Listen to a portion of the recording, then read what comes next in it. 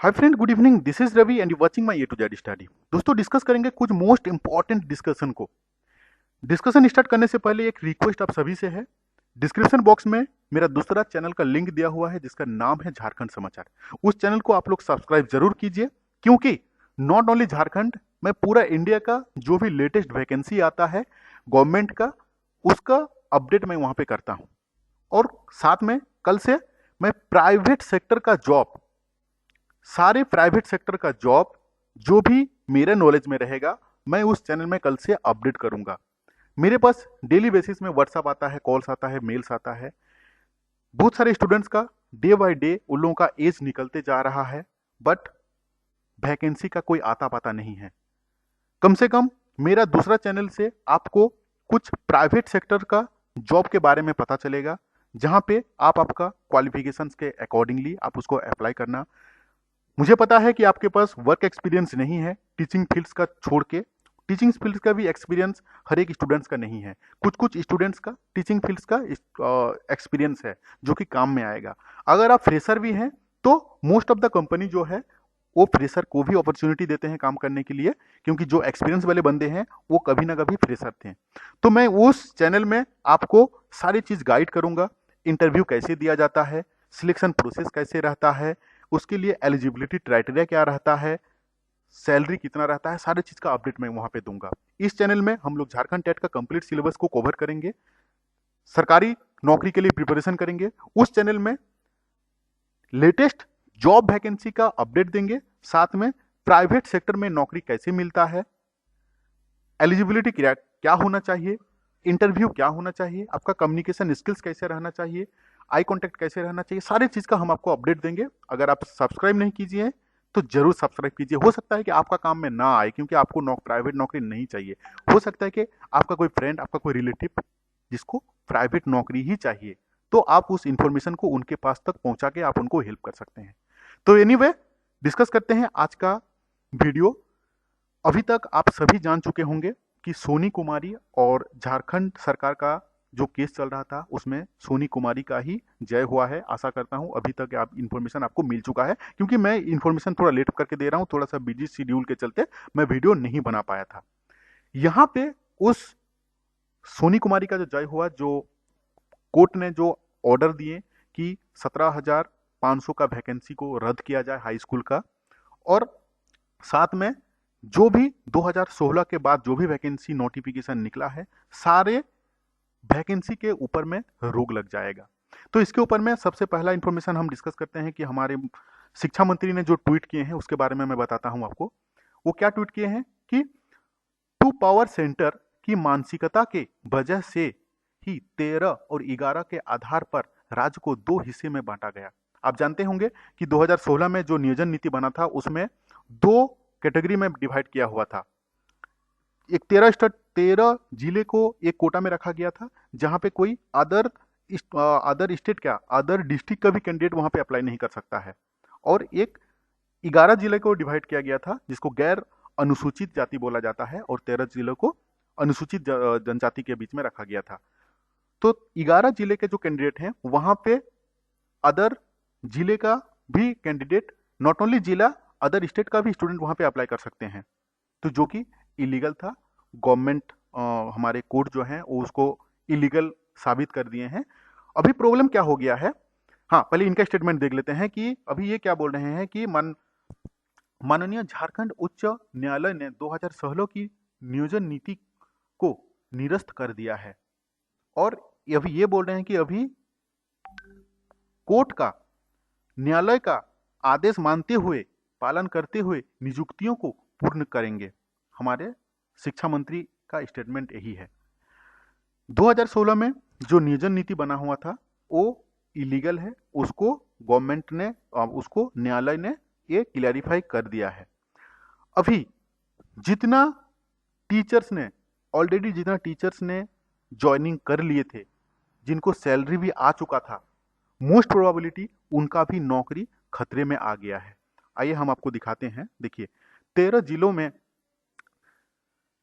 3684 शिक्षकों की नियुक्ति होगी प्रभावित। मतलब ये जो नंबर है ये ऑलरेडी ज्वाइनिंग कर चुके थे। हाईकोर्ट के आदेश के बाद राज्य के 13 अनुसूचित जिलों में नियुक्ति 3684 हाईस्कूल शिक्षकों की नियुक्ति प्रभावित होगी। हाईस्कूलों में पिछले 4 वर्ष से 17,572 शिक्षकों की नियुक्ति प्रक्रिया चल रही है। नियुक्ति के लिए वर्ष 2016 में झारखंड कर्मचारी चयन आयोग द्वारा विज्ञापन निकाला गया था। इस विज्ञापन में 24 जिले को 2 कोटा में डिवाइड किया हुआ था। 13 जिले अनुसूचित जिले में रखा गया था और 11 को गैर अनुसूचित में बांटा गया था, जिसके चलते अभी सोनी कुमारी जी का जो जय हुआ, जिसमें हाईकोर्ट ने ऑर्डर दिए कि ये जो 13 जिलों में जो भी रिक्रूटमेंट हुआ है उसको स्थगित किया जाए। मतलब इतना नौकरी जो है खतरे में है। खतरे में क्या, सोचिए कि वो डिलीट ही हो गया, खत्म हो गया। तो ये वैकेंसी जो है कल की तारीख में गवर्नमेंट लाने वाला है।